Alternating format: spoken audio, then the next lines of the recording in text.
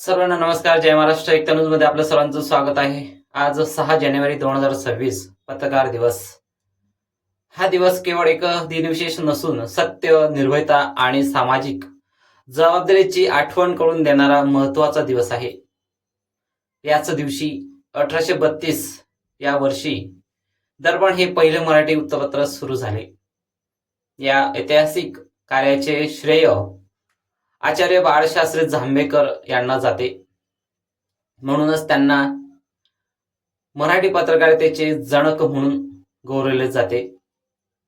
त्यांनी सुरू केलेली सत्याची ही परंपरा आजही पत्रकारितेचा मजबूत पाया आहे.